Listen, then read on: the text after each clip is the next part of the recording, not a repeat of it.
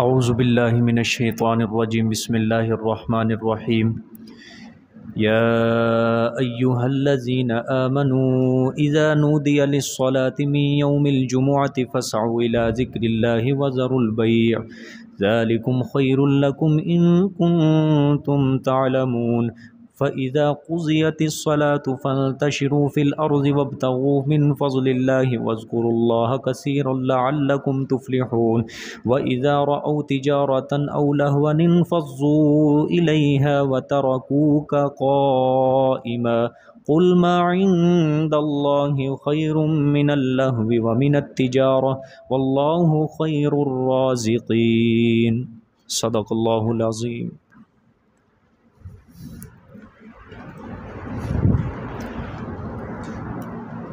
گزشتہ سبق میں اللہ پاک نے آپ صلی اللہ علیہ وآلہ وسلم کی امیین کے اندر بعثت اور پھر 4 مقاصد بیان فرمائے۔ اس کے بعد اللہ پاک نے یہودیوں کی بدعملی کو ایک مثال کے ذریعے واضح کیا۔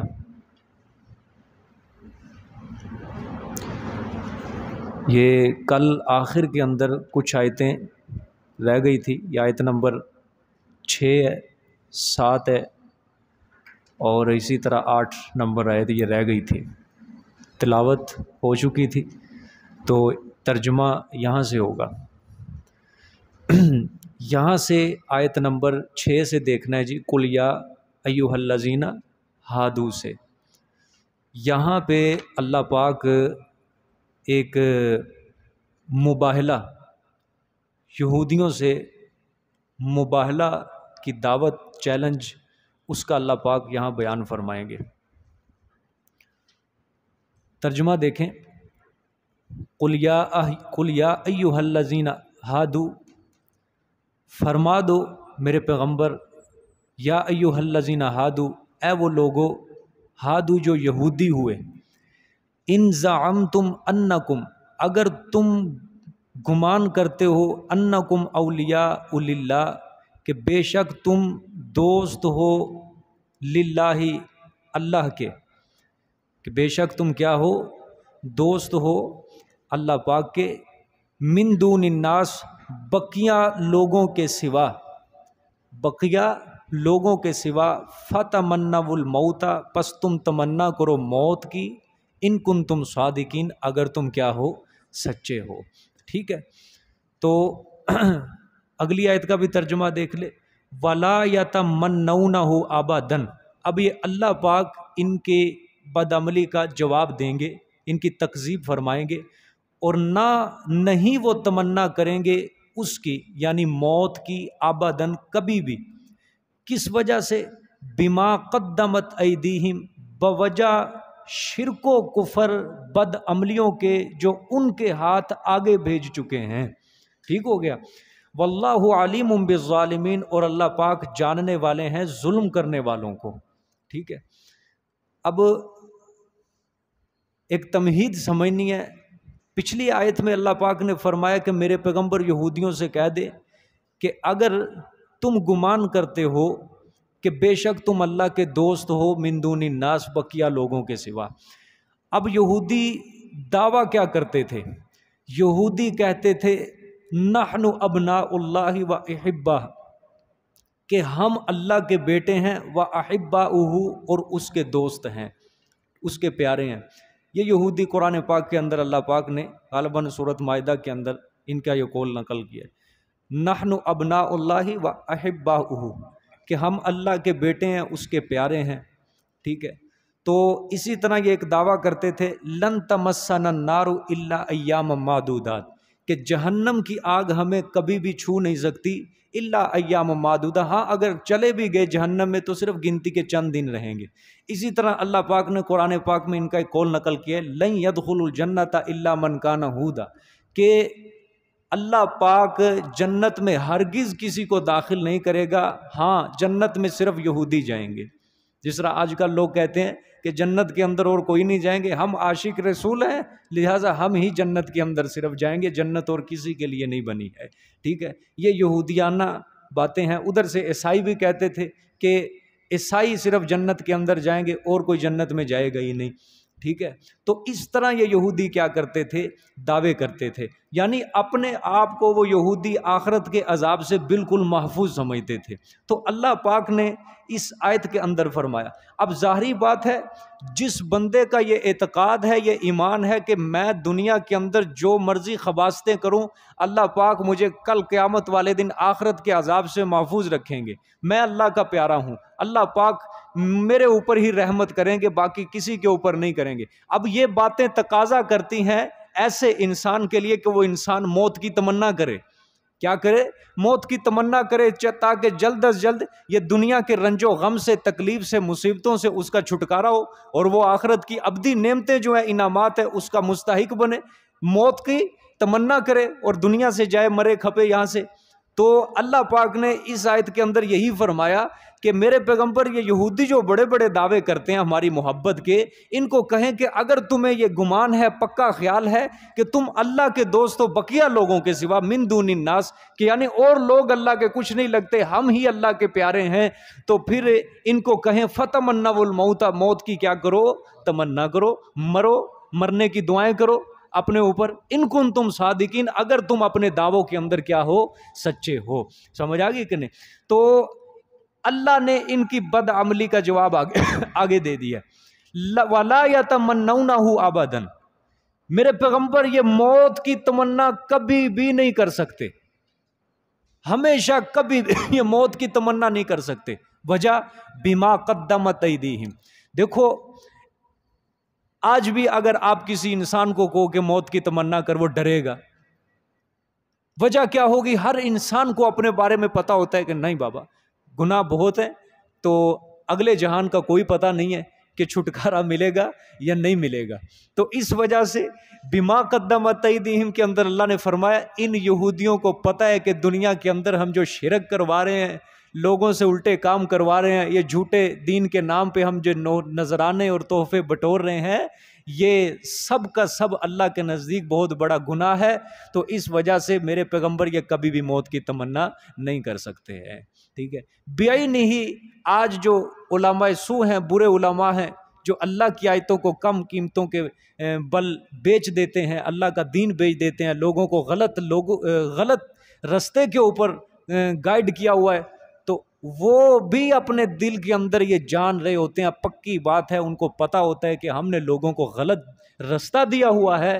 تو اس وجہ سے صرف وہ اپنی دنیا کی سرداری کو حاصل کرنے کے لیے، دنیا کی چند روزہ دولت کو حاصل کرنے کے لیے وہ اس طرح اللہ کے دین کا سودا کر دیتے ہیں. تو بما قدمت ایدیہم، اللہ نے فرمایا جو ان کے ہاتھ آگے بیچ چکے ہیں نا، یہ موت کی تمنا اس کی وجہ سے کبھی بھی نہیں کر سکتے. واللہ علیم بالظالمین، اور اللہ پاک جاننے والے ہیں ظلم کرنے والوں کو. ٹھیک ہے. آگے فرمایا قل ان الموت الذی تفرون منہ، فرما دو میرے پیغمبر کہ بے شک موت وہ جو تم بھاگتے ہو، منہ اس سے، یعنی یہودیوں کو کہا گیا کہ وہ موت جو تم اس سے کیا کرتے ہو؟ بھاگتے ہو. فَإِنَّهُ مُلَاقِيكُمْ، پس بے شک وہ ملنے والی ہے تم سے. ٹھیک، وہ موت تم سے کیا ہے؟ ملنے والی ہے. یعنی موت سے تم کبھی بھی چھٹکارا حاصل نہیں کر سکتے. یہودیوں کا قول سورۃ بقرہ میں غالباً پہلے سپارے کے آخر میں اللہ نے ذکر کیا، وہاں بھی آیت مباہلہ ہے یہودیوں کے بارے میں. تو یہودیوں کو چیلنج دیتے ہیں آپ صلی اللہ علیہ وسلم کہ آؤ مناظرہ چھوڑو، کتابیں چھوڑو، دلائل چھوڑو، مباہلہ کرتے ہیں، ایک میدان کے اندر آؤ، اپنے بھی تم لوگوں عورتوں کو لے کے آؤ، ہم بھی لے کے آتے ہیں، مباہلہ کرتے ہیں کہ جو جھوٹا ہوا اس کے اوپر اللہ کی لعنت، وہ غرق ہو جائے. مباہلہ کرتے ہیں. لیکن یہودی مباہلے کے لیے نہیں آئے، سب کے سب بھاگ گئے. تو اللہ نے وہاں پہ آیت کے اندر فرمایا کہ میرے پیغمبر یہ کیا مباہلہ کریں گے؟ یہ تو چاہتے ہیں یہودی ہمیں دنیا کے اندر 1000 سال زندگی ملے، 1000 سال کیا ملے؟ زندگی ملے. وہی بات یہاں بھی وَلَا يَتَمَنَّوْنَهُ أَبَدًا، یہ موت کی تمنا کبھی بھی نہیں کریں گے. تو جس بندے کے دل کے اندر دنیا رچ بس جائے، اس کے دل سے ظاہری بات ہے آخرت کا فکر ختم ہو جاتا ہے، وہ کبھی بھی مرنا کبھی بھی تمنا نہیں کر سکتا مرنے کی. 2 چیزیں ہوتی ہیں موت کی تمنا کرنے کے اندر، ایک چیز حلال ہے اور ایک چیز حرام ہے.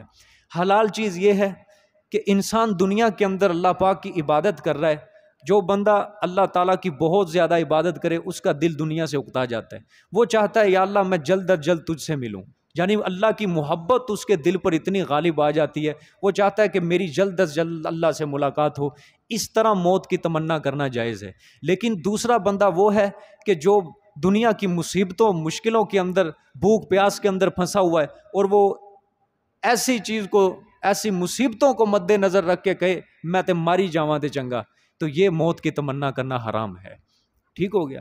سمجھ آ گئی؟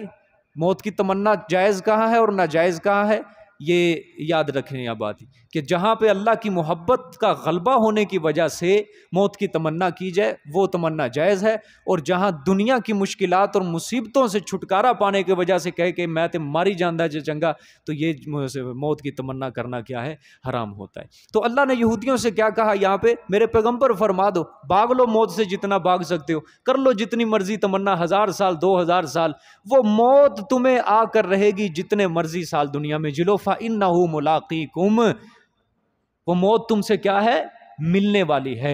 پھر اس کے بعد کیا ہوگا، ثُمَّ تُرَدُّونَ إِلَىٰ عَالِمِ الْغَيْبِ وَالشَّهَادَةِ، فرمایا پھر واپس کیے جاؤ گے تم طرف اس ذات کے جو کیا ہے، جاننے والا ہے غیب کو، والشہادہ اور ظاہری چیزوں کو، فَيُنَبِّئُكُمْ، پس وہ خبر دے گا تمہیں، بما کنتم تعملون، بسبب ان اعمال کے، ہاں خبر دے گا تمہیں ساتھ ان اعمال کے جو تم رہے کرتے، کہاں، فی الدنیا، دنیا کے اندر کرتے رہے، ان اعمال کی وہ خبر دے گا۔ ٹھیک ہے، بس یہ ایک چیز یہاں پہ پوری ہوگی۔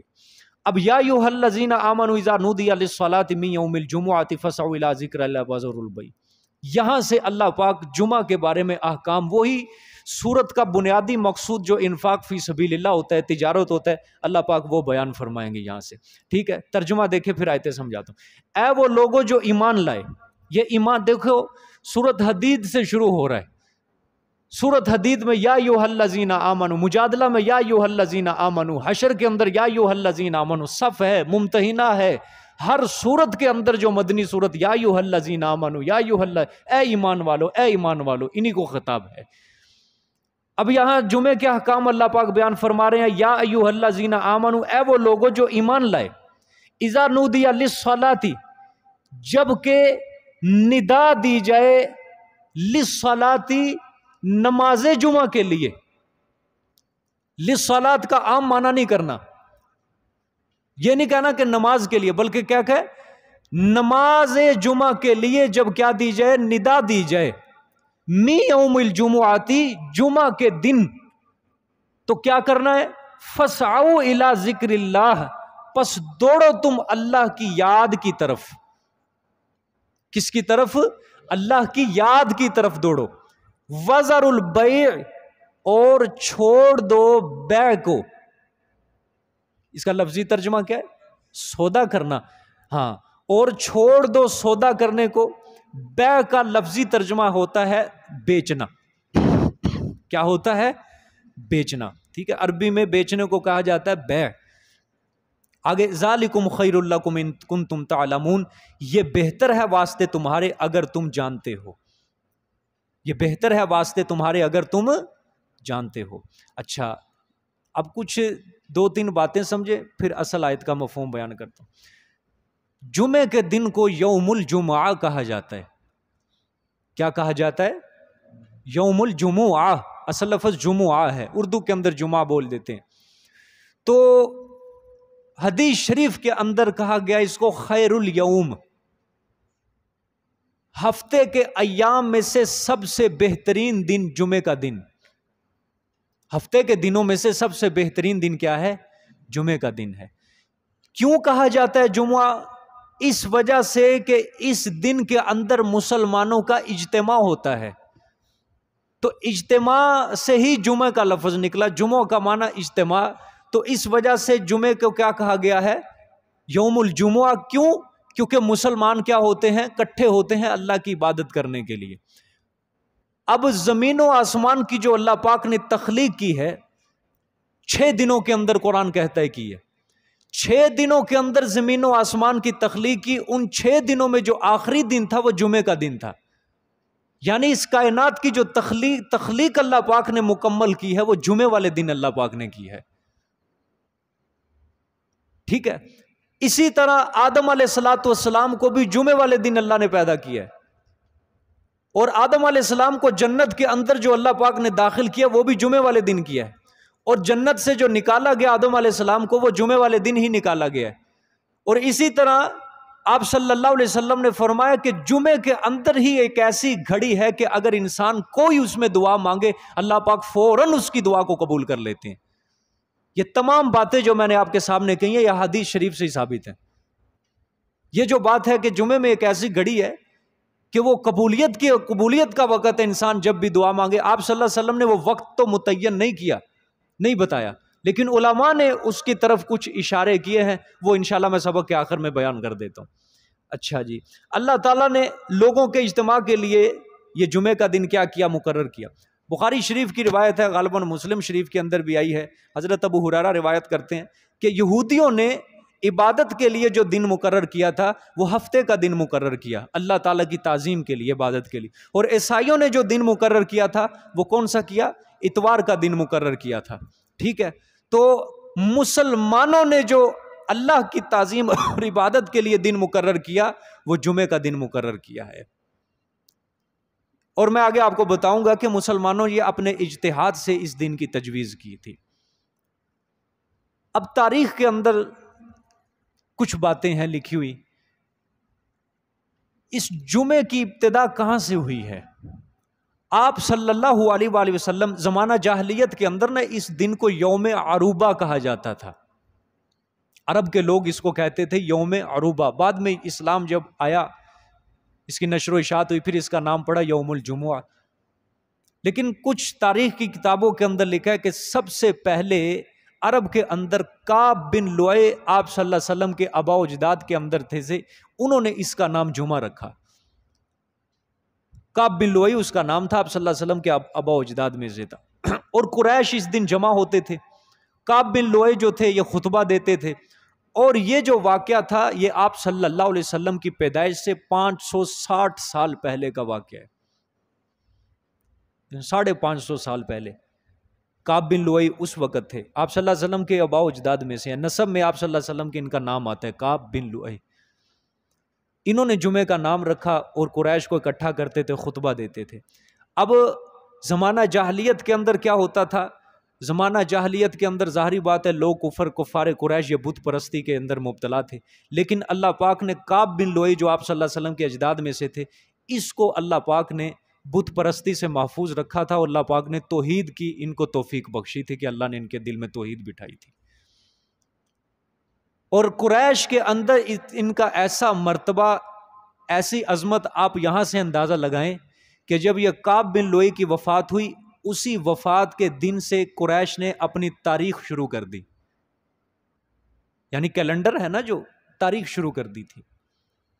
ویسے تو عرب کے زمانے کے اندر، زمانہ جاہلیت میں قریش اپنی تاریخ کی جو ابتدا کرتے تھے وہ بنائے کعبہ سے کرتے تھے، کیونکہ وہاں سے یہ عرب کے لوگ چلے ہیں نا، جب یہ حضرت ابراہیم نے کعبۃ المکرمہ کو بنایا تھا اس وقت سے یہ کیا کرتے تھے؟ اپنی تاریخ کا آغاز کرتے تھے۔ لیکن کعب بن لؤی بعد میں آئے، وہ کئی سال گزرتے گئے، جب اس کی وفات ہوئی انہوں نے اپنی تاریخ کی ابتدا وہاں سے کر دی۔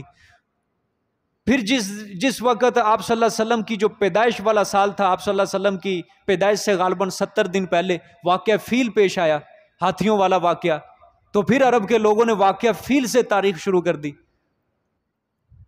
اور یہ یوم الجمعہ جو ہے یہ منسوب جو ہے بعض تاریخ کی کتابیں جو ہیں وہ انہی کی طرف کرتی ہیں کہ کعب بن لؤی نے اس کا نام کیا رکھا تھا؟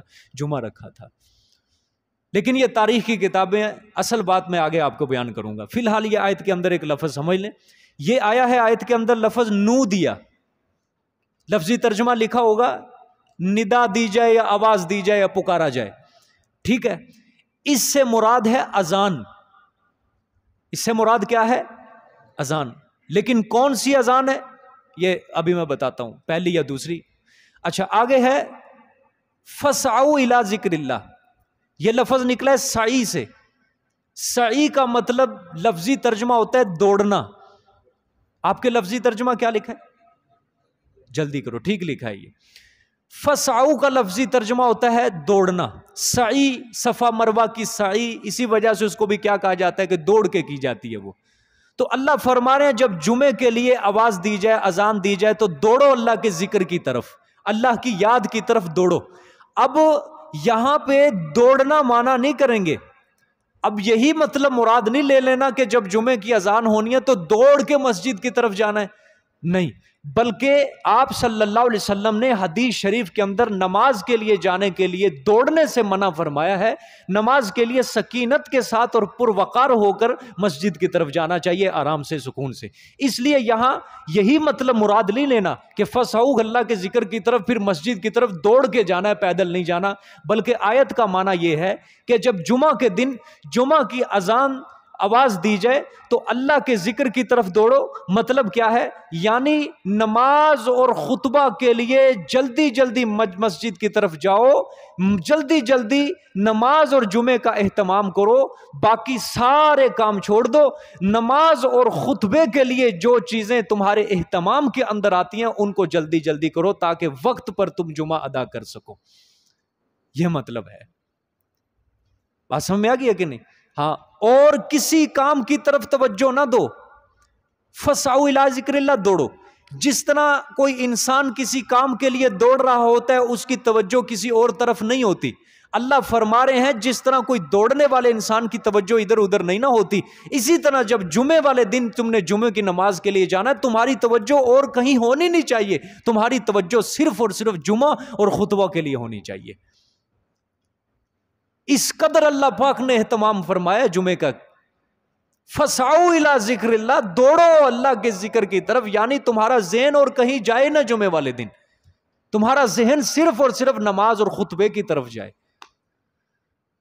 بات سمجھ میں آ گئی جی؟ اچھا، ایک اور آگے کیا لفظ ہے؟ وزر البیع، اس کا لفظی ترجمہ دیکھنے سودا کرنا، بیچنا، ٹھیک ہو گیا۔ اچھا، یہاں پر اللہ نے لفظ دیکھو کیسا جامع معنی لفظ استعمال کیا، صرف بیع کا لفظ۔ بیع کا میں نے کہا لفظی ترجمہ کیا ہوتا ہے؟ بیچنا، بس۔ خریدنا اس کو عربی میں کہتے ہیں شراء، بیع و شراء۔ اب لفظ کا اکٹھا ترجمہ بنے گا بیچنا، خریدنا، جس طرح ہم اردو میں کہتے ہیں خرید و فروخت، اسی طرح عربی کے اندر کہتے ہیں بیع و شراء، یعنی بیچنا اور خریدنا۔ قرآن نے جو لفظ استعمال کیا صرف بیع کا استعمال کیا، اس کی وجہ کیا ہے؟ شراء کا لفظ کیوں نہیں استعمال کیا؟ یعنی بیچنے والوں کو روکا جا رہا ہے، خریدنے والوں کو کیوں نہیں روکا جا رہا؟ یہ قرآن نے خریدنے والوں کی ممانعت کیوں نہیں کی؟ یہ سوال سمجھ آ گیا سب کو؟ اس کا جواب سمجھو۔ اچھا، اب سب سے پہلے تمہید یہ سمجھو، ایک کام بند ہوگا دوسرا خود بخود کیا ہو جائے گا؟ بند ہو جائے گا۔ سادہ سا جواب کیا ہے؟ ایک کام اگر بند ہو گیا دوسرا خود بخود کیا ہو جائے گا؟ بند ہو جائے گا۔ اللہ نے اس کے اندر اشارہ اس طرف کیا ہے کہ یہ جو بیچنے کی ممانعت کی جا رہی ہے، اب خریدنے والا اور بیچنے والا دونوں کے لیے اس فرض کی تکمیل کرنا ضروری ہے، اس فرض کے اوپر دونوں کو عمل کرنا ضروری ہے کہ نہ کوئی بیچے گا اور نہ کوئی کیا کرے گا؟ خریدے گا۔ اس کا عملی انتظام کس طرح کروایا جائے گا؟ حاکم وقت، اس کو کہا جائے گا حاکم وقت، اس کے ذمہ داری ہے کہ وہ ایک قانون بنا دے کہ جب بھی جمعے کی اذان ہو جائے، اس کی عملی صورت کیا ہوگی؟ تمام دکاندار جو ہوں گے اپنی دکانیں کیا کر دیں گے؟ بند کر دیں گے۔ تمام تجار اپنی تجارت کو بند کر دیں گے، شٹر بند ہو جائیں گے۔ جب دکانیں بند ہو جائیں گی تو خریدار بھی کیا ہو جائیں گے؟ ختم ہو جائیں گے۔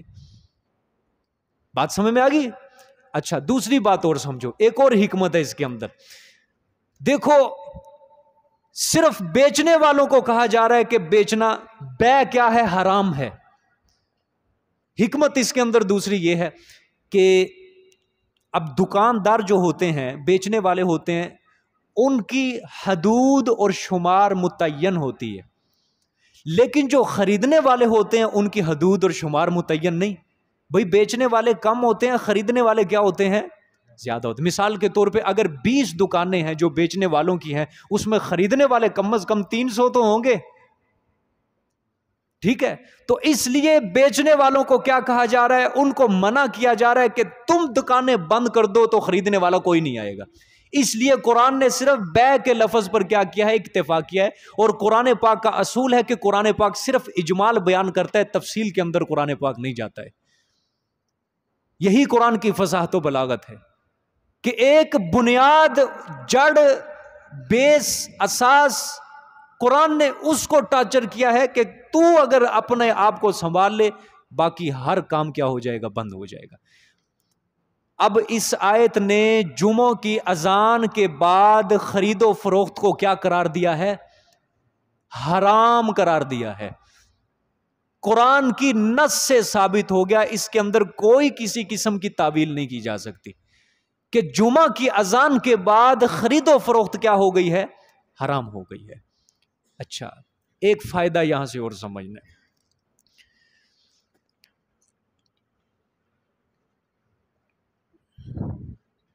دیہاتی لوگ کیا کرتے ہیں؟ ان کا تو بیچنا اور خریدنا کام نہیں ہے، ان کا کام کیا ہے؟ زمیندار، زراعت کا کام ہے۔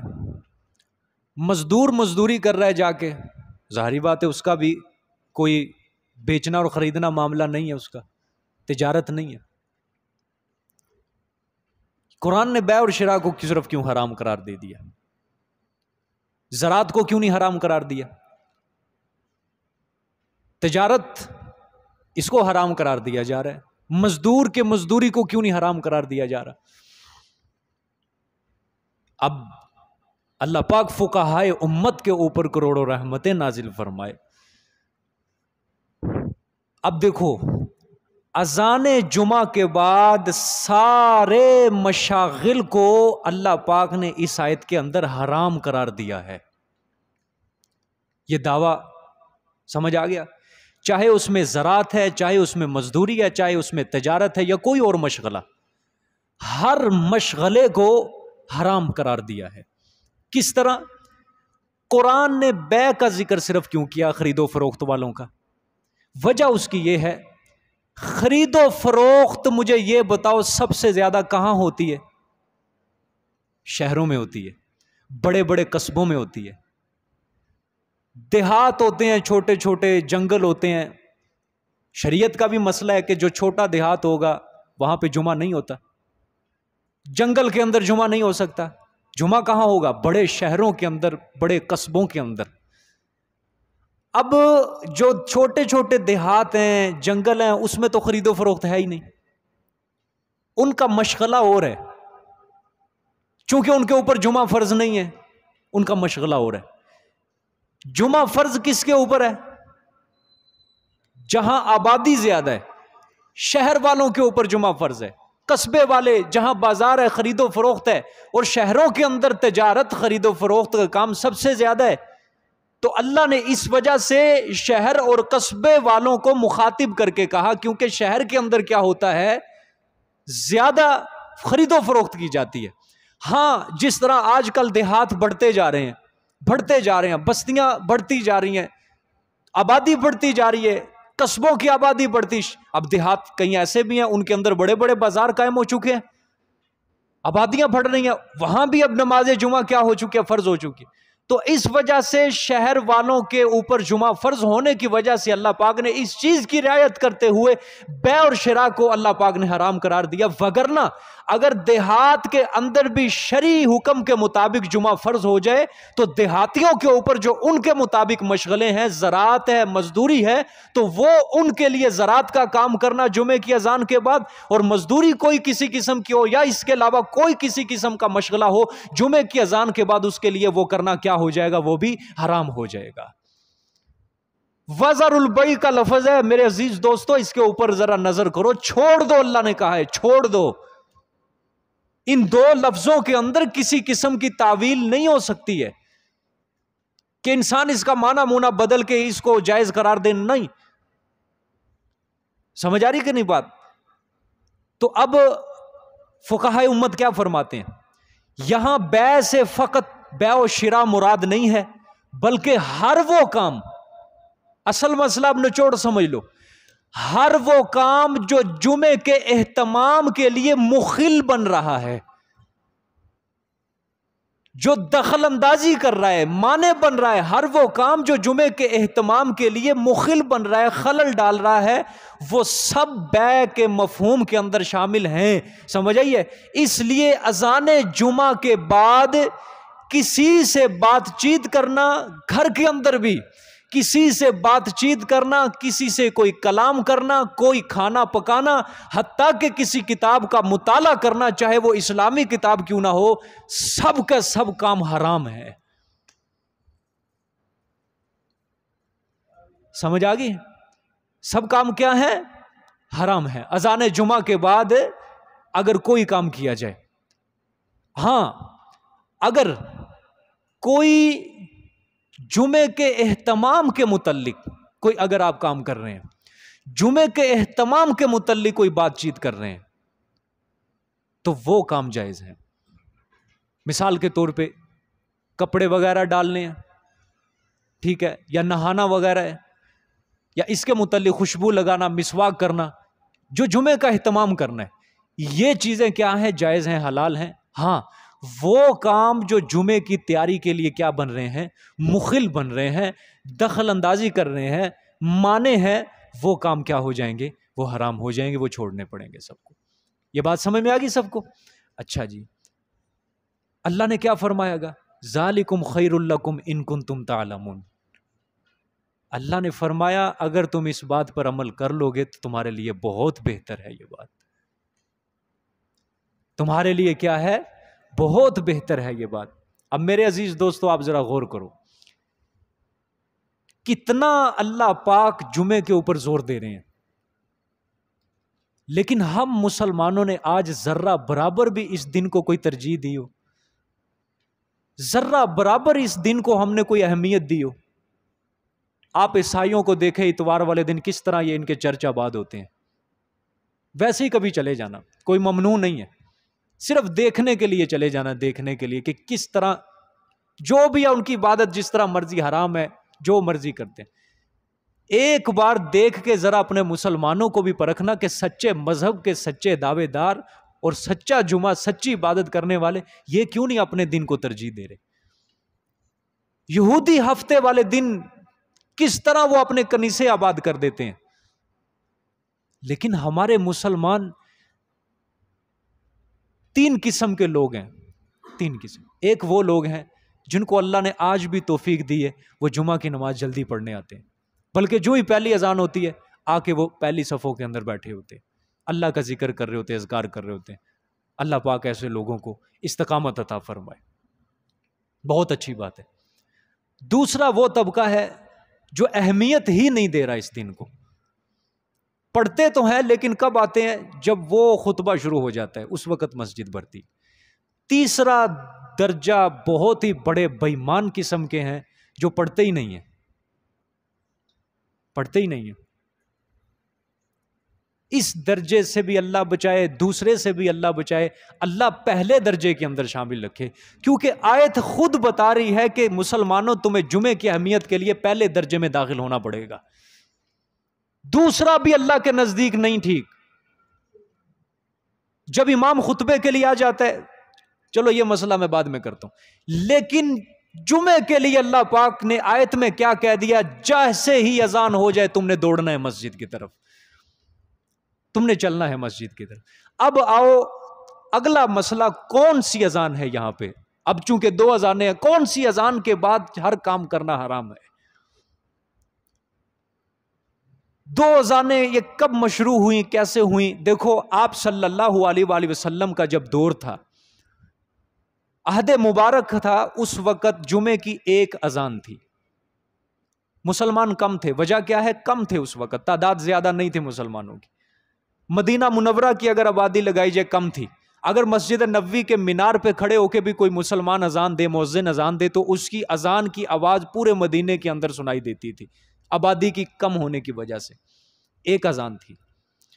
حضرت ابو بکر صدیق کا دور آیا، اس وقت بھی جمعے کی ایک اذان تھی. وہ اذان سے مراد وہ اذان جو امام منبر کے سامنے، امام کے سامنے دی جاتی ہے خطبے کے وقت، خطبے سے پہلے، وہ اذان مراد ہے. ٹھیک ہے. حضرت ابوبکر صدیق میں بھی یہی اذان تھی ان کے دور میں. حضرت عمر کا دور آیا 10 سالہ دور، اس وقت بھی ایک ہی اذان تھی. اب جب حضرت عثمان کا دور شروع ہوا، مدینہ کی آبادی بڑھ گئی، لوگ بڑھ گئے، تعداد زیادہ ہو گئی. اب یہ جو امام کے سامنے اذان دی جاتی تھی، یہ جو اذان تھی اس کی آواز مدینے کے اطراف میں جو آبادی رہتی تھی ان تک نہیں پہنچتی تھی. مدینے میں اور مسجدیں بھی تھیں، چھوٹی چھوٹی مسجدیں، لیکن ظاہری بات ہے قانون ہے شریعت کا کہ جامع مسجد کے اندر جمعہ پڑھا جائے گا، چھوٹی مسجدوں میں جمعہ نہیں ہوگا. جامع مسجد جو ہوگی شہر کی اس کے اندر جمعہ پڑھنا پڑے گا. اب سارے مدینے والے، آج بھی مدینے میں یہی حالت ہے کہ مسجد نبوی کے اندر نماز پڑھی جاتی ہے، جمعے کی نماز وہاں ہوتی ہے، وہاں ادا کی جاتی ہے. تو وہاں حضرت عثمان کے زمانے میں اطراف میں جب آبادی پھیل گئی تو اس جمعے کی اذان جو مسجد میں دی جاتی تھی امام کے سامنے، اس کی آواز نہیں پہنچتی تھی. حضرت عثمان رضی اللہ تعالیٰ انہوں نے اب یہ ارادہ کیا کہ ایک اذان اور مشروع کی جائے جو مدینہ منورہ کے کسی اونچے مینارے کے اوپر کھڑے ہو کے آواز دی جائے تاکہ آبادی والوں کو پتہ چل جائے جو ارد گرد ہے، تاکہ ان کے لیے جمعے کا اہتمام کرنا آسان ہو جائے، وہ نماز جمعہ کے لیے جلدی آئیں. اب یہ جو حضرت عثمان نے ایک نئی اذان مشروع کی، انجینئر مرزا جیسے لوگ اور کئی قسم کے بدترین جو صحابہ سے بغض رکھتے ہیں وہ حضرت عثمان کو اس مسئلے کی وجہ سے بدعتی قرار دیتے ہیں کہ انہوں نے یہ دین کے اندر نئی بدعت ایجاد کی ہے. پہلی بات یہ ہے 1400 سال کے بعد تمہیں پتا چلا ہے کہ حضرت عثمان نے نئی بدعت ایجاد کی ہے. تم بڑے دیندار ہو یا جو حضرت عثمان کے زمانے کے لوگ تھے وہ بڑے دیندار تھے، وہ بڑے دین کو سمجھنے والے تھے؟ پہلے تو یہ مقام اپنے اندر پیدا کرو، اپنے علم کی سطح، اپنے علم کی قابلیت وہ پہلے ثابت کرو جو حضرت عثمان کے زمانے میں دور تھے کہ لوگ تھے. وہ حد رسالت کے قریب تھے، وہ خیر القرون کے زمانے میں تھے. حضرت عثمان نے جب یہ دوسری اذان شروع کی، کسی ایک صحابی نے بھی حضرت عثمان پر اعتراض نہیں کیا. با اجماع صحابہ اس نئی چیز کو قبول کیا گیا تھا کہ حضرت آپ نے یہ اچھا کام شروع کیا. اطراف آبادی والوں کو کیا ہوا ہے، اس سے سہولت ہوئی، ان کو پتا چل گیا ہے کہ جمعے کے دن کس طرح اہتمام کرنا ہے، وہ فوراً اس کے لیے اہتمام کرنا کیا ہو جائے گا، آسان ہو جائے گا.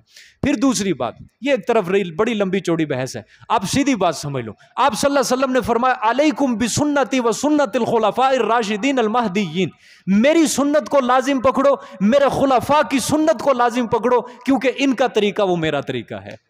بات ختم. حضرت عثمان کس کے خلیفہ ہیں؟ آپ صلی اللہ علیہ وسلم کے. جبکہ انہوں نے کوئی نئی چیز ایجاد کر دی تو گویا وہ کس کی سنت بنی؟ آپ صلی اللہ علیہ وسلم کی سنت بنی ہے. سمجھ آ گئی؟ بس آپ کے لیے یہی جواب بہتر ہے، بقیہ جو بحث مباحثہ ہے وہ علماء کے حد تک رہنے تھے. ٹھیک ہے. اچھا، دوسری اذان کا پتہ چل گیا. اب یہ دو اذانیں کب شروع ہوئی؟ حضرت عثمان کے دور میں. اچھا، اب یہ سوال ہے کہ کس اذان کے بعد بیع اور شراء حرام ہے، کس اذان کے بعد خرید و فروخت، کھانا پینا، بات چیت کرنا، کلام کرنا، مطالعہ کرنا حرام ہے؟ تمام فقہائے امت کا اس مسئلے پر اجماع ہے کہ آیت کے اندر پہلی اذان مراد ہے. اور ہم کب چھوڑتے ہیں؟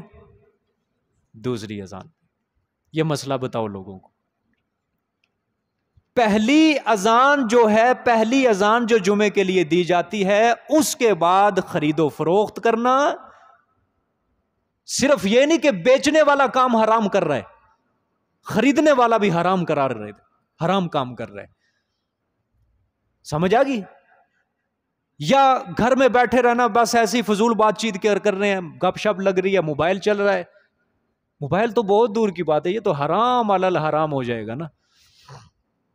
ویسے ہی بات چیت بھی منع ہے، ہر کام منع ہے، صرف وہ کام کیے جائیں گے جو جمعے کے اہتمام کے لیے متعین ہے. سمجھ آ گئی؟ ہاں. تو وزر البیع کی یہ میں بحث کر رہا ہوں ساری، ہر کام چھوڑنا پڑے گا. تو اتنا اہتمام جمعے کے لیے کروایا جا رہا ہے، شریعت کروا رہی. لیکن مسلمان اس کو ترجیح نہیں دیتے. بعض تو ایسے ہیں جو پورا ہفتہ نماز نہیں پڑھتے، بس فرض اتارنے کے لیے جمعے والے دن وہ آ جاتے ہیں، جمعے والے دن بس نماز پڑھ لینی. ایک اور چیز ہے، اس پر بھی پوری امت کا بھی اتفاق ہے. اب یہ مسئلے کی بات ہے کہ جمعے والے دن ظہر کی نماز کے بجائے کون سی نماز پڑھنی پڑے گی؟ صرف جمعے کی. جس کو جمعے کی نماز مل گئی، اب ظہر کی نماز اس سے ساقط ہو جائے گی، ظہر کی نماز نہیں پڑھے گا. اچھا، اب اس پر بھی اجماع ہے پوری امت کا کہ جمعہ کی نماز اور عام پنجگانہ نمازوں کے اندر فرق ہے. سمجھو میرے عزیز دوستو، جمعے کی نماز کے لیے جماعت شرط ہے. سمجھ آ گئی جی؟ جمعے کی نماز کے لیے جماعت کیا ہے؟ شرط ہے. بقیہ نمازیں آپ جماعت کے ساتھ بھی پڑھ سکتے ہو، آپ تنہا بھی پڑھ سکتے ہو، لیکن جمعے کی نماز آپ تنہا نہیں پڑھ سکتے، نہیں ہوگی. پھر ظہر کی نماز اسی طرح، عیدین کی نماز ہے، وہ تنہا نہیں پڑھ سکتے آپ، وہ جماعت اس کے لیے شرط ہے. عید الاضحیٰ، عید الفطر ہے، اس کے لیے جماعت شرط ہے. جمعے کے لیے بھی جماعت کیا ہے؟ شرط ہے. اسی طرح پھر ایک شرط یہ ہوتی ہے، عورتوں پر، مسافروں پر، بیماروں پر جمعے کی نماز فرض نہیں. بیمار ایسا ہو کہ جو چل کر بیچارہ مسجد تک نہ جا سکتا ہو، ہاں جو چل کر مسجد تک جا سکتا ہے، ایسے بندے کے اوپر جمعہ فرض ہے. عورتوں کے اوپر جمعہ فرض نہیں ہے. لیکن اگر کسی مسجد کے اندر عورت کے با پردہ ہونے کا انتظام ہے، جمعے کے لیے اہتمام ہے، تو اگر عورت جمعہ پڑھنے کے لیے آ جائے تو اس کو جمعے کا ثواب مکمل ملے گا، ظہر کی نماز اس سے ساقط ہو جائے گی. ہاں جمعے کی نماز اگر پڑھ لے، کوئی شریعت کی طرف ممانعت نہیں ہے شریعت کی طرف سے، ہاں جمعے کا مکمل ثواب اس کو ملے گا اگر پردے کا انتظام مکمل ہے. بات سمجھ میں آ گئی؟ پھر اس کے اندر بھی اختلاف ہے آگے، ائمہ کے مختلف اقوال ہیں. اب جمعہ کس قصبے کے اندر جمعے کے لیے شرائط کیا ہے کہ آبادی کتنی ہونی چاہیے؟ امام شافعی کا الگ قول. امام شافعی فرماتے ہیں اگر کسی بستی میں 40 آدمی عاقل بالغ مسلمان احرار کسی بستی میں رہ رہے ہیں، ان بستی والوں کے اوپر نماز جمعہ فرض ہے. امام مالک کا اپنا قول ہے. امام مالک فرماتے ہیں کہ اگر کسی بستی کے اندر گھر متصل ہوں، جڑے جڑے گھر ہوں، اور اس بستی کے اندر بازار بھی ہے، خرید و فروخت ہو رہی ہے، اس بستی والوں کے اوپر نماز جمعہ فرض ہو جائے گی کہ وہ اہتمام کریں، جامع مسجد بنائے، وہاں پہ جمعے کی نماز. حنفی مسلک کے اندر امام ابو حنیفہ فرماتے ہیں کہ یہ اس طرح نہیں. اب ہر امام کے پاس اپنے دلائل ہیں، یہ نہیں کہ اپنی طرف سے انہوں نے مسلک گھڑا، نہ، ہر کسی کے پاس احادیث ہیں، لیکن ہم نے اس کو ترجیح دی جو ہمارے دل کو لگا. ہم نے امام صاحب کو قول اختیار کیا. امام صاحب کا مسلک کیا ہے؟ وہ فرماتے ہیں کہ اگر کوئی بستی بڑی ہے، قصبہ ہے، اس کے اندر آبادی اچھی خاصی ہے، بازار ہیں، اور اس آبادی کے اندر، اس بستی کے اندر کوئی قاضی مقرر ہے جو لوگوں کے فیصلے کر رہا ہے، اس بستی کے اندر جمعہ کی کیا ہوگی؟ نماز فرض ہوگی اس بستی والوں کے اوپر. فقہ کی کتابیں بھری پڑی ہیں جمعے کے مسائل کے اوپر، بھری پڑی ہیں. لیکن ہمارے لوگ جس کو کیا سمجھتے ہیں، بس دوسری اذان ہو فوراً مسجد میں آؤ، چلو جی نماز پڑھو، 2 فرض مانگو، دعا بھی نہیں مانگنی اور مسجد سے نکل جانا، کوئی اہمیت نہیں دیتے. سنت بھی نہیں پڑھنی، جو بعد میں موقدہ ہے وہ بھی نہیں پڑھنی، اور پتہ نہیں جنت کا سرٹیفکیٹ لے کے آئے ہیں یہ اللہ سے. وہی جس طرح یہودی کہتے تھے ہم اللہ کے پیارے ہیں، اللہ کے بیٹے ہیں، یہ بھی سمجھتے ہیں ہم اللہ کے پیارے ہیں، اللہ کے بیٹے ہیں. چھوڑو دعا کو، ویسے ہی بات بن مانگے جھولیاں بھر رہا ہے اللہ پاک، بس مانگنے کی ضرورت نہیں ہے. مانگے گا تو وہ نا، مانگے گا تو وہ جس کو اللہ توفیق دے گا. چاہے اللہ اس کو کھلا دے رہا ہے، لیکن پھر بھی وہ مانگے گا اللہ سے، کیونکہ اللہ کہتے ہیں کہ جو مجھ سے مانگتا ہے میں خوش ہوتا ہوں، جو نہیں مانگتا میں ناراض ہو جاتا ہوں. خیر بہت باتیں. اور اب ایک اور چیز سمجھنی آپ کی معلومات کے اندر اضافہ کرنے کے لیے میں بیان کرنے لگا ہوں. اسلام میں سب سے پہلے جمعہ کب پڑھا گیا ہے؟ کن لوگوں نے پڑھا ہے؟ یہ بھی بات سمجھنی ہے. سب سے پہلے جمعے کا قیام مکہ میں ہوا یا مدینہ میں ہوا؟ وہ تو تاریخی بات میں نے کہی نا، وہ کعب بن لؤی کی، وہ تاریخی بات، وہ 560 سال پہلے کی، آپ صلی اللہ علیہ وسلم کی پیدائش سے. لیکن اب بات ہے اسلام کی، یہ اس کا قیام کب ہوا، یہ آپ کے لیے ضروری ہے یہ معلومات. آپ صلی اللہ علیہ وسلم جب مکہ مکرمہ میں تھے، نبوت ملنے کے سن 12 نبوی، پتہ ہے نا 12 نبوی کیا بنے گا؟ اس دن میں نے سمجھائی تھی یہ تاریخ، نبوت ملنے کے 12 سال بعد 12 نبوی۔ واقعہ میں نے آپ کو اس دن بھی سنایا تھا کہ جس طرح آپ صلی اللہ علیہ وسلم گئے تھے مدینہ، کتنے قافلے؟ 3 قافلے آئے تھے انصار مدینہ کے۔ دوسرا قافلہ جب گیا، نہیں پہلا قافلہ 6 کا تھا، اگلے سال 12 آئے، یہ 12 جب چلے گئے تھے وہاں مدینہ، دوسرا قافلہ جب آیا، آپ صلی اللہ علیہ وسلم نے تبلیغ کے لیے کس کو بھیجا؟ مصعب بن عمیر کو، کہ آپ جائیں مدینہ والوں کو تبلیغ کریں، اسلام سکھائیں۔ یہ مکہ کے باشندے تھے، انہوں نے خود مطالبہ کیا تھا آپ صلی اللہ علیہ وسلم سے کہ یا رسول اللہ کوئی تبلیغ کے لیے کوئی صحابی بھیجے، آپ نے مصعب بن عمیر کو بھی۔ یہ اسد بن زرارہ کے گھر کے اندر رہتے تھے مصعب بن عمیر، تمام مدینے والوں کو اسلام کی تبلیغ کرتے تھے، ان کی وجہ سے پورے مدینے میں اسلام پھیلا ہے، مصعب بن عمیر کی تبلیغ کی۔ اور کس کے گھر میں؟ اسعد بن زرارہ رضی اللہ تعالیٰ عنہ۔ اب جمعے کا قیام کس طرح ہوا؟ مدینے والوں کے ذہن میں اللہ نے سب سے پہلے یہ بات ڈالی تھی، مکے والوں کے ذہن میں نہیں آئی، حتیٰ کہ آپ صلی اللہ علیہ وسلم کے ذہن میں بھی نہیں آئی۔ یہ اسد بن زرارہ، انہوں نے جب دیکھا کہ یہ یہودی یہاں پہ عبادت کرتے ہیں مدینہ کے اندر، یہ ہفتے کے دن عبادت کرتے ہیں، اکٹھے ہوتے ہیں، اللہ تعالیٰ کا نام پکارتے ہیں، اور ادھر سے عیسائی جو ہیں انہوں نے اتوار کا دن مقرر کر کے رکھا ہوا ہے، کیوں نہ ہم بھی ایک دن تجویز کریں اور اللہ کی عبادت کریں، اللہ کا ذکر کریں، اللہ کا شکر کریں، ہم بھی نماز پڑھیں۔ اللہ کی طرف سے اسد بن زرارہ جو تھے، ان کے ذہن کے اندر جمعے کا دن آیا، جمعے کا دن تجویز کیا مسلمانوں نے، مدینے والوں نے کر لیا تجویز۔ یہ اب یہ مدینے والے اکٹھے ہوتے تھے، یہ ایک جگہ پہ اکٹھے ہو کے یہ ایک 4 دیواری کھڑی کر لی، وہاں پہ یہ کیا پڑھتے؟ نماز پڑھتے، جمعے کی نماز، اکٹھے ہو کے سارے۔ سب سے پہلا جمعہ جو پڑھایا ہے وہ اسد بن زرارہ نے پڑھایا ہے اسلام میں، نام یاد کر لو، اسعد، الف سین عین دال، اسعد بن زرارہ، زارا الف راہا، زرارہ رضی اللہ تعالیٰ عنہ۔ سب سے پہلے جمعہ انہوں نے پڑھایا۔ ابھی جمعہ فرض نہیں ہوا اللہ کی طرف سے، فرضیت سے پہلے سب سے پہلے جمعہ کس نے پڑھایا؟ ہاں،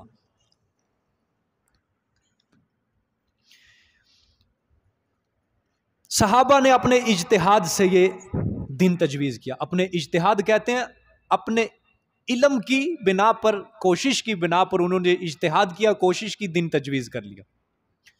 اللہ کو صحابہ کا یہ اجتہاد اتنا پسند آیا، اللہ نے قرآن کی آیتیں بنا کر یہی اللہ نے اپنے پیغمبر پر نازل کی تھی۔ میں نے کہا نا اللہ کی طرف سے نہیں فرض ہوئی تھی، پہلے صحابہ نے خود تجویز کیا، خود اجتہاد کیا۔ اچھا، اسد بن زرارہ نے نام بھی خود تجویز کیا جمعہ، اور دن بھی کون سا تجویز کیا؟ جمعہ۔ اب آیت کے اندر دیکھنا ہے اللہ نے دونوں اجتہاد کی رعایت کی۔ اللہ نے کہا می یوم الجمعہ، جو دن تجویز کیا اللہ نے جمعے کا لفظ بھی کیا بولا ہے؟ یوم الجمعہ، جمعے کے دن، نام بھی اللہ وہی بول رہے ہیں، اور پھر اللہ پاک نماز کی فرضیت بیان فرما رہے ہیں۔ اچھا، اب ادھر سے مسلمانوں نے جمعہ ادا کیا۔ سب سے پہلے جو جمعہ پڑھا گیا تھا وہ 40 بندے تھے جمعہ پڑھنے والے مدینہ میں۔ ادھر مسلمانوں نے جمعہ پڑھا، ادھر مکہ مکرمہ میں آپ صلی اللہ علیہ وسلم نے ہجرت نہیں کی تھی مسلمانوں نے، ادھر اللہ پاک نے یہ آیتیں قرآن بنا کر اپنے پیغمبر پر نازل کر دی۔ جمعے کی فرضیت مکہ مکرمہ کے اندر ہی ہو گئی تھی، لیکن جمعے کے اندر ظاہری بات ہے مسلمان نماز جمعہ نہیں پڑھ سکتے تھے، مشکل تھا، وہ کفار کا غلبہ تھا، دشمن کا خوف تھا، اس وجہ سے وہاں جمعے کی نماز پڑھنے کا کوئی انتظام بھی نہیں تھا۔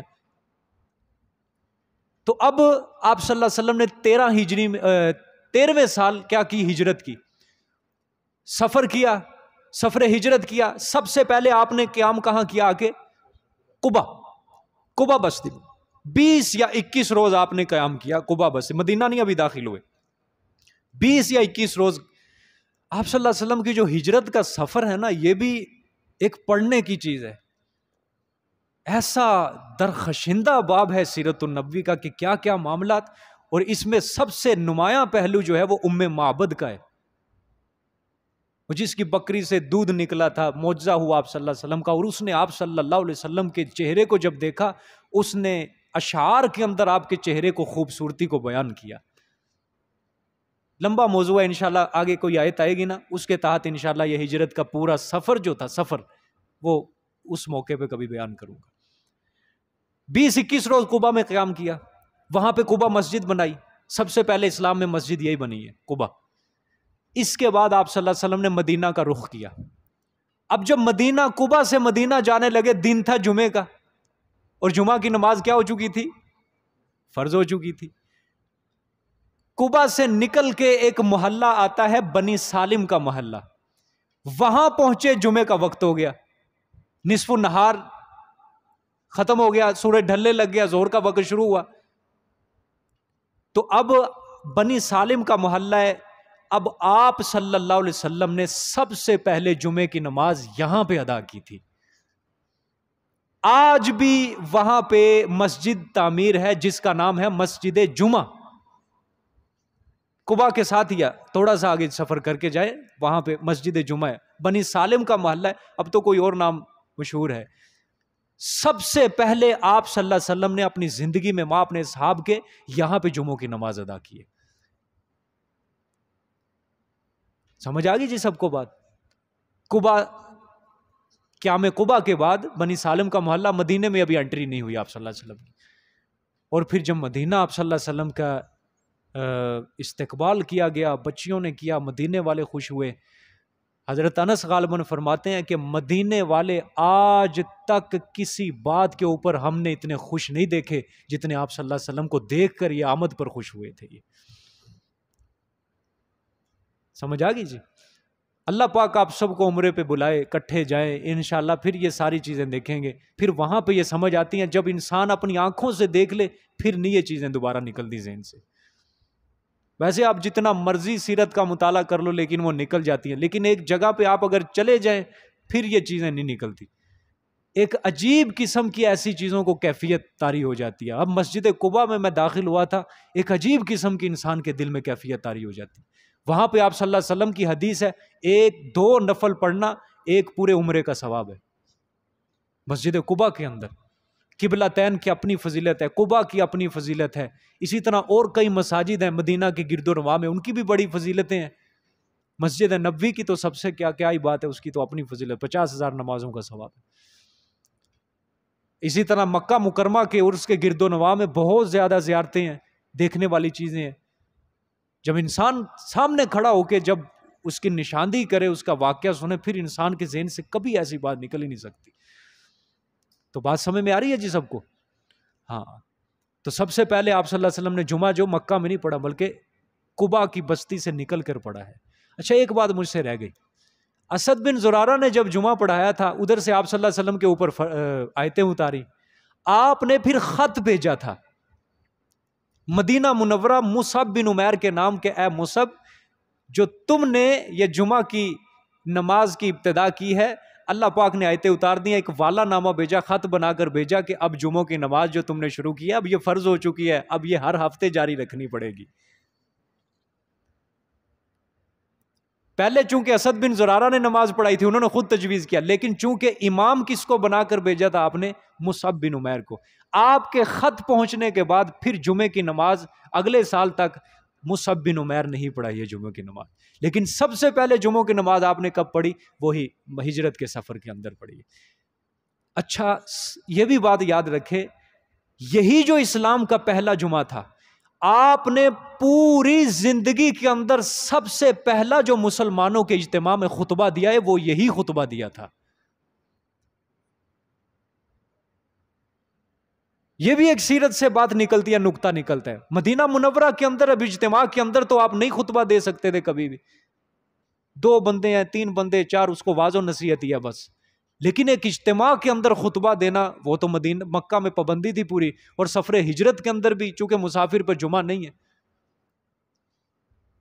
تو جب مسلمانوں کا پورا ایک جم غفیر تھا، آپ نے جب جمعوں کی نماز پڑھی، دشمن کا کوئی خوف نہیں، آپ نے زندگی میں سب سے پہلا خطبہ دیا، اور وہ خطبہ ایسا تھا کہ سیرت نگار لکھتے ہیں کہ دلوں کے بیماروں کے لیے وہ ایک ہمیشہ کے لیے آب شفا تھا، اس کے ایک ایک لفظ وہ آب شفا تھا، اس کا ہر کلمہ ارباب ذوق کے لیے رحیق مختوم سے بھی زیادہ شیریں اور لذیذ اور میٹھا تھا۔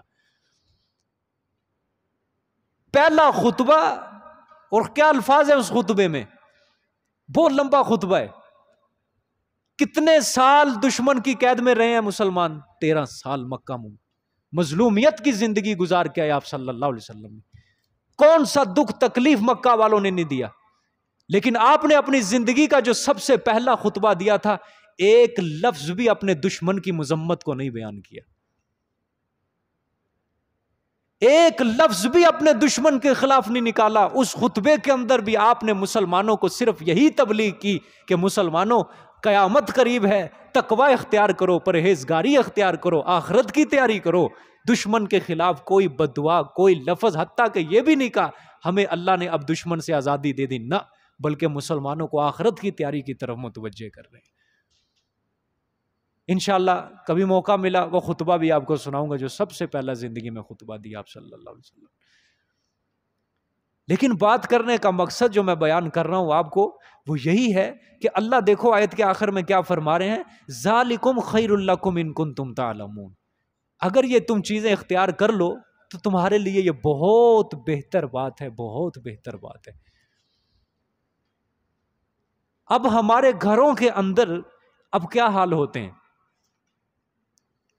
اب آپ کے سامنے یہ مسئلہ واضح ہو چکا ہے کہ پہلی اذان کے بعد بھئی کوئی ایسی ویسی کسی گھر میں بات چیت، فضول کام سب چھوڑنے پڑیں گے۔ اب یہ سب سے بڑا کام ہے عورت کے سر کے اوپر۔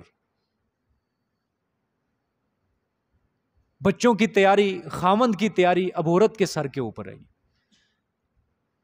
کہ عورت کو چاہیے اپنے خامند کے کپڑے جلدی جلدی پریس کرے، استری کرے، تیار رکھے، بچوں کے کپڑے جلدی جلدی استری کرے، تیار رکھے۔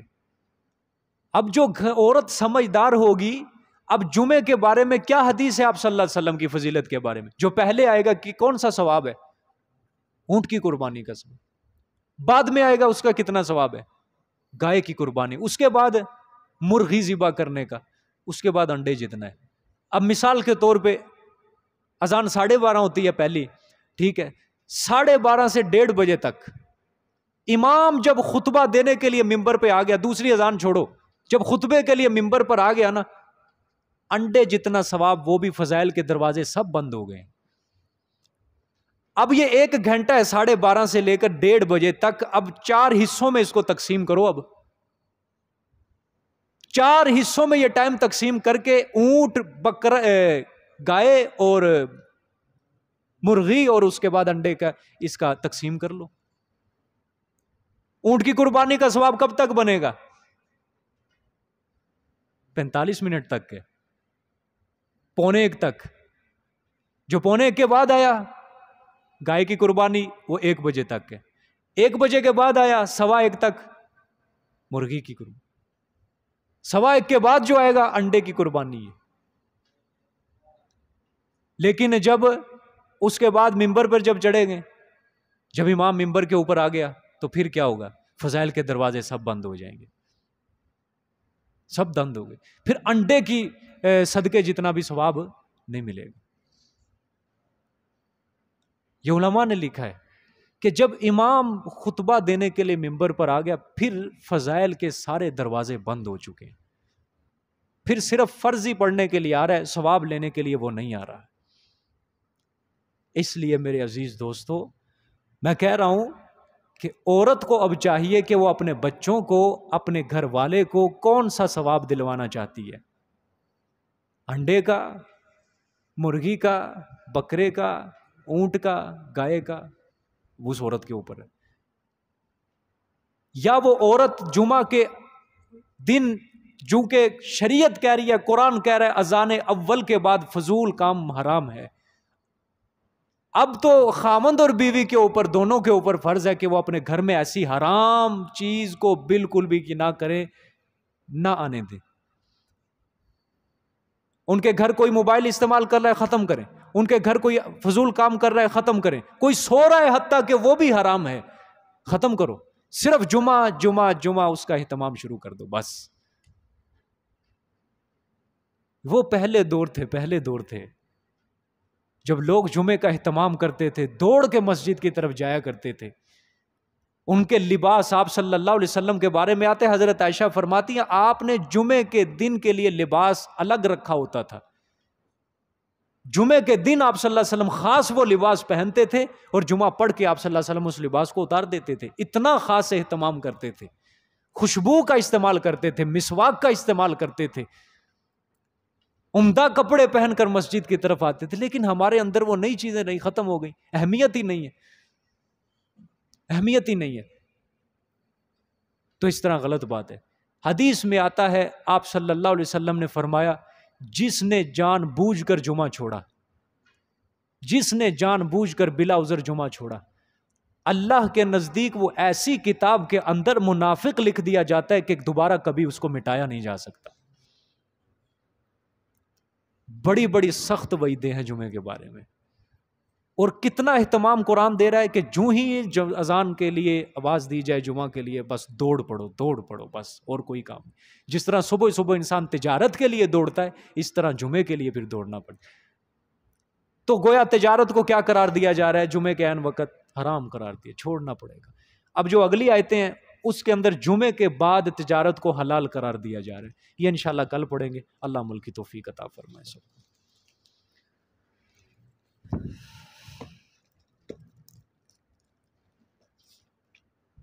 محمد اشرف صاحب، رشید احمد صاحب،